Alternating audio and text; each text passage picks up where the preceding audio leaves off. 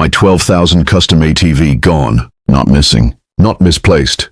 Stolen. And the worst part? It wasn't some random thief in the night. It was her. I woke up that morning expecting the usual routine: coffee, meds, and a slow ride to my VA appointment. That ATV wasn't just a machine. It was 8 months of rebuilding my life after Afghanistan took my leg. Every bolt, every adjustment, every custom control, it was freedom I built with my own hands. But when I stepped into the driveway, it was empty. At first, my brain refused to process it. I just stood there, staring at the oil stain where it used to sit, like if I looked long enough, it would magically reappear.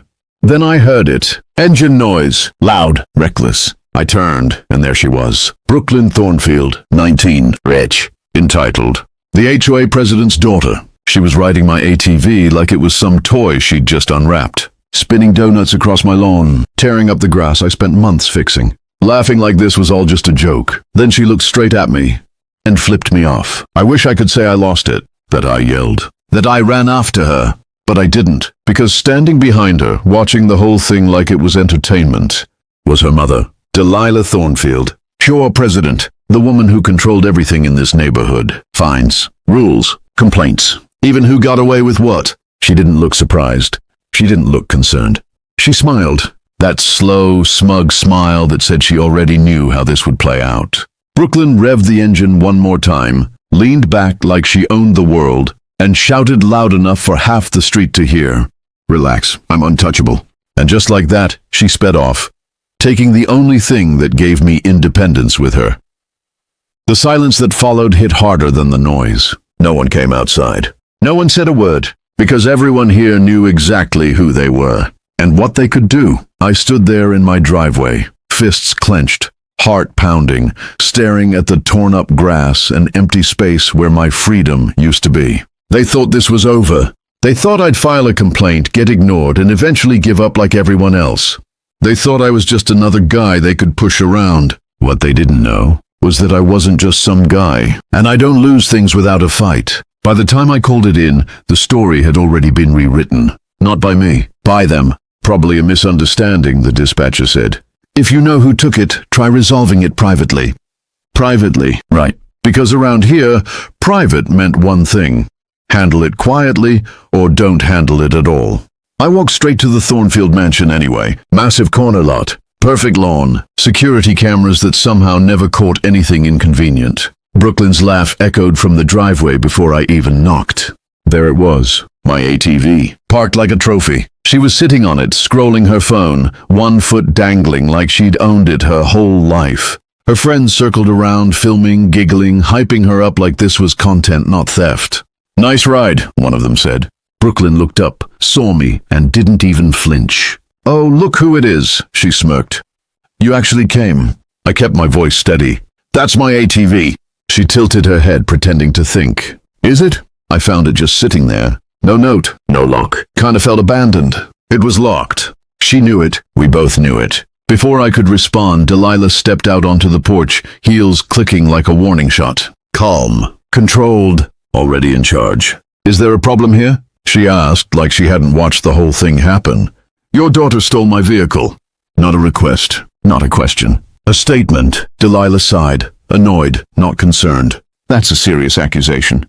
Brooklyn laughed. Mom, relax. He's just upset. Then she looked right at me, eyes cold. You should be careful throwing words like stole around. I took a step forward. Give it back. For a split second, the air shifted.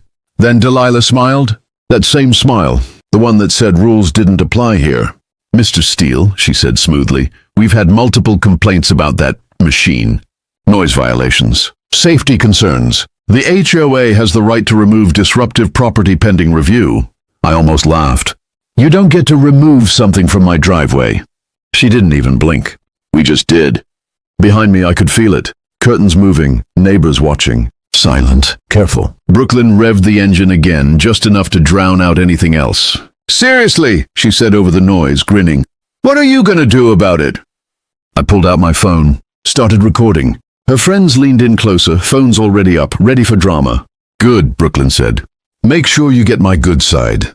Then she leaned forward, lowered her voice just enough to make it personal. My dad plays golf with the police chief, she whispered. My mom runs this neighborhood. She tapped the handlebar of my ATV like it belonged to her. You? She shrugged. You're just a problem that goes away. Then louder for everyone watching. I told you already, I'm untouchable. They thought I was done, that I'd yell, threaten, maybe call a lawyer I couldn't afford, then disappear like everyone else who'd tried to push back. That's how this place worked. Pressure, silence, compliance. But they made one mistake. They assumed they knew me. I didn't argue. I didn't raise my voice. I didn't even try to grab the ATV back. I just nodded, turned around, and walked away. And that's when they relaxed. Because in their world, walking away meant losing. In mine, it meant planning. See, before any of this, before the house, before the HOA, before the quiet life, I was a combat engineer. Afghanistan. 2 tours. My job wasn't just building things. It was understanding systems, weak points, patterns, and most importantly, patience. You don't survive over there by reacting. You survive by thinking 3 steps ahead. That ATV they stole? It wasn't just a vehicle. It was 8 months of work. 8 months of therapy the VA pushed me into after I lost my leg. They said to build something with your hands. Give your mind somewhere to go. So I did. Custom throttle. Hand controls calibrated to my prosthetic. Reinforced frame. Modified ignition. Every inch of it built for one purpose, getting my life back. And here's the part Brooklyn didn't know. I don't build anything halfway. When I got home, the garage felt wrong without it. Too quiet. Too empty. But I didn't sit there feeling sorry for myself. I opened my laptop, pulled up my schematics, then my backups, because every modification I made, I documented. Every part, every upgrade, every adjustment, not just for maintenance, for control. By midnight, I was already mapping out timelines. When she took it, where she went, who was with her. Patterns started forming faster than they realized. By 2 a.m., I was in the garage again. Not to fix anything, to prepare. I installed new cameras. Not the cheap visible kind people expect. Hidden ones. Angles layered on angles. No blind spots. Motion triggers. Night vision. Remote access. If they wanted to play games in the dark, I'd see everything. Then I made a list. Names. Times. Incidents. Every interaction since I moved into this neighborhood. Every violation they'd ever pushed on me. Because people like the Thornfields don't just break rules once. They build their whole life on getting away with it. And lives like that, they leave trails. By the time the sun came up, I wasn't angry anymore. I was focused, calm. Because now this wasn't about getting my ATV back. It was about something bigger. They thought they took my freedom. What they really did was give me a reason to fight. It didn't stop with the theft. That was just the opening move. The next morning, my phone lit up like a warning system going off. One notification after another. HOA violations. 7 of them, filed overnight. Noise complaints at 2 a.m. Illegal mechanical work. Hazardous fluids in the driveway. All time-stamped while I was at a VA appointment with witnesses. I stared at the screen, then let out a slow breath. This wasn't random. This was coordinated. They weren't just trying to take my ATV anymore. They were trying to bury me in fines, pressure, and paperwork until I folded. Classic tactic. But pressure only works if the target cracks. I didn't. That same night, the harassment escalated. Engines roared outside my house well past midnight. Not 1, 6 motorcycles. Loud, aggressive, circling like sharks. Music blasting. Beer cans hitting my garage door. I stepped outside just in time to see Brooklyn at the center of it all, laughing, filming, putting on a show. "Look, guys," she shouted. "It's the garage mechanic." Her friends erupted. One of them revved his bike so hard it rattled my windows. Another shouted something about, "Should have left him overseas." I felt it, that surge of anger, hot and sharp. But I didn't react. I just raised my phone and started recording. Every face, every plate, every word. Because chaos like this, it feels powerful in the moment. But on camera, it becomes evidence. Brooklyn noticed. Of course she did. She walked over, slow, confident, like she owned the street. "Still playing soldier?" She smirked. "You think filming changes anything?" I didn't answer. That annoyed her more than anything else. She leaned closer. "You really don't get it, do you? Nobody's coming to save you." Then she knocked on my garage door with her knuckles. "Nice setup in there," she added casually. "Would be a shame if something happened to it too."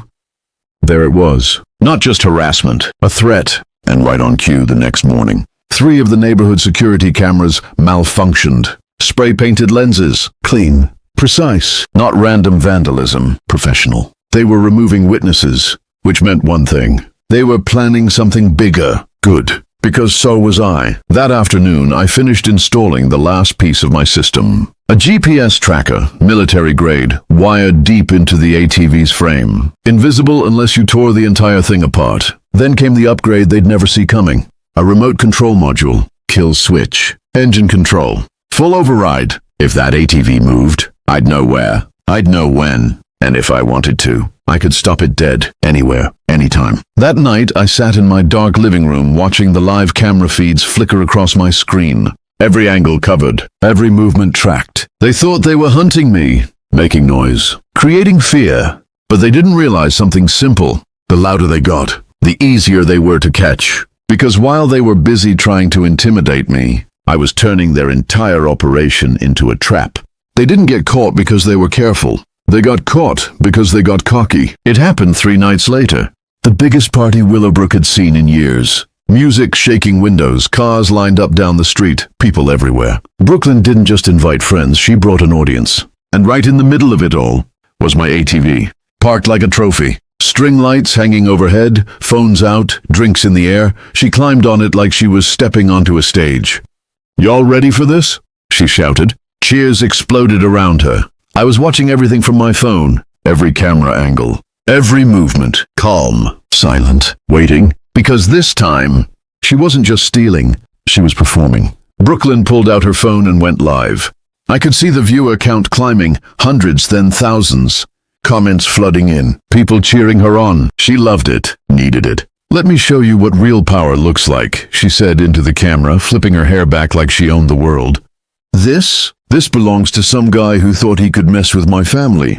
She patted the handlebar. "My handlebar. But around here?" She laughed. "We take what we want." My jaw tightened, but I didn't move. "Not yet." She leaned closer to the camera, voice dropping just enough to sound dangerous. "My mom runs this neighborhood. My dad owns half the people in it." The crowd behind her hyped her up even more. "And anyone who thinks they can stop us?" She smirked. She revved the engine hard. "They don't last long." There it was, not just arrogance, a confession. On camera, live, with witnesses. But she wasn't done. Brooklyn jumped off, grabbed a beer bottle and hurled it straight at my garage door. Glass shattered on impact, pieces scattering like sparks. The crowd went wild. "Oops," she laughed. "Guess I'm just having too much fun." Then, like it was nothing, she climbed back onto the ATV and gunned it, spinning tight circles, tearing up pavement, screaming over the engine noise. This is what Untouchable looks like. That was the moment, the exact moment she crossed the line from reckless to finished. Because everything she just did, the theft, the damage, the threats, was now recorded from 6 different angles. My cameras, her live stream, dozens of phones. There was no spinning this, no denying it, no hiding behind her mother's influence. And the best part? She had no idea. She thought she was winning, thought this was the peak of her power. Standing there, surrounded by people cheering her on, broadcasting her own downfall to the world. I leaned back in my chair, eyes locked on the screen, and finally smiled. Because the trap wasn't just set anymore. It had just been triggered. She didn't realize the moment she hit go live. She lost control. 6:42 p.m. That's when everything changed. Brooklyn was still at the center of the party, sitting on my ATV like it was a throne, phone in one hand, drink in the other, soaking in the attention. Her live stream had crossed thousands of viewers now. Comments flooding in, people cheering her on. She loved every second of it. "Watch this," she laughed, revving the engine again. "One last victory lap before this thing officially becomes mine."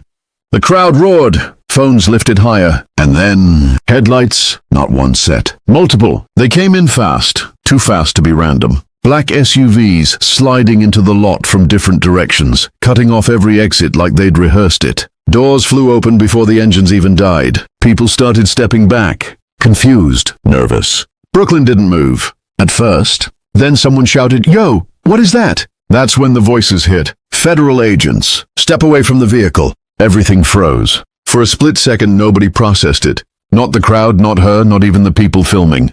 Brooklyn blinked, then laughed. Actually laughed. "Are you serious right now?" she said into her live stream.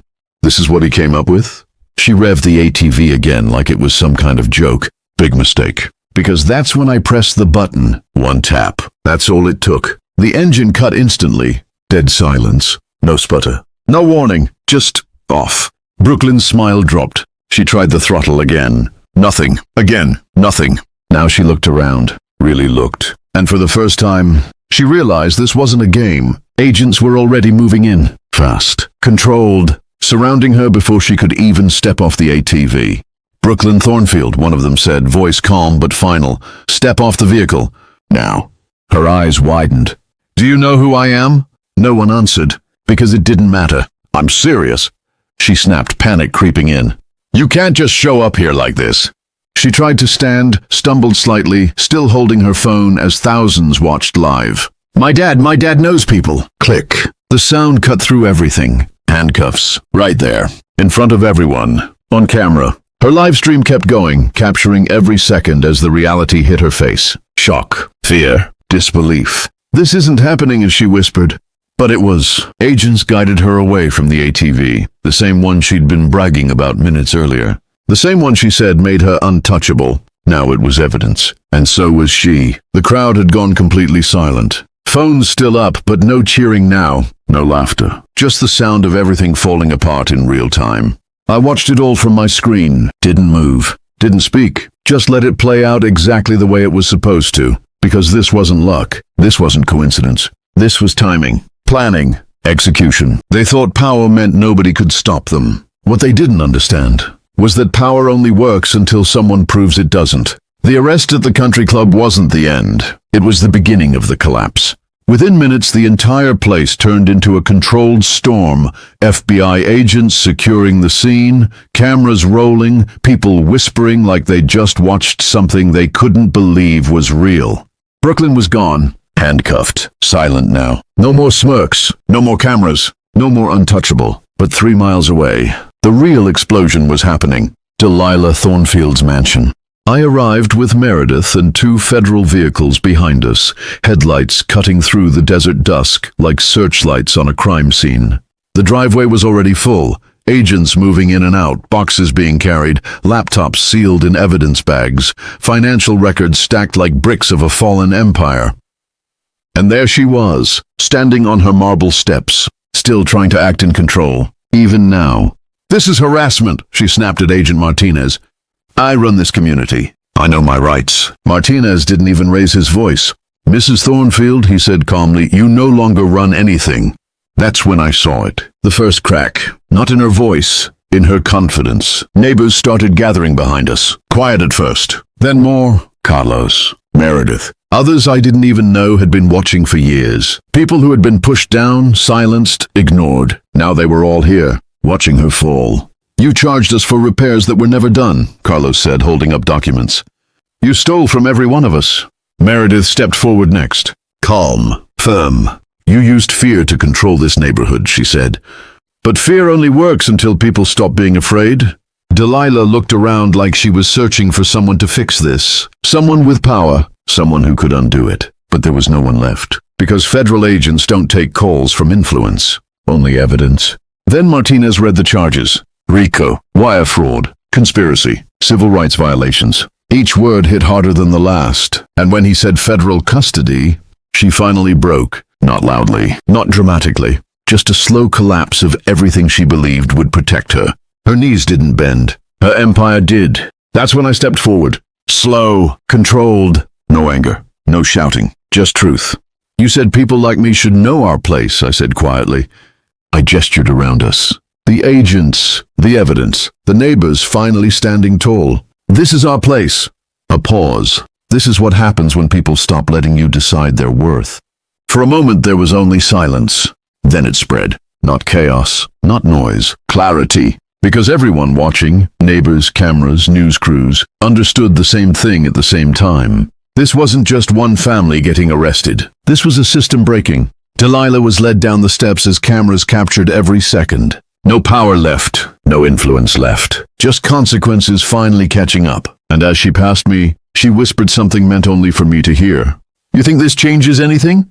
I didn't even hesitate. No, I said. This just proves it already did. Behind her, the mansion lights stayed on. But they didn't feel powerful anymore. They felt empty, like a spotlight on something that was already over.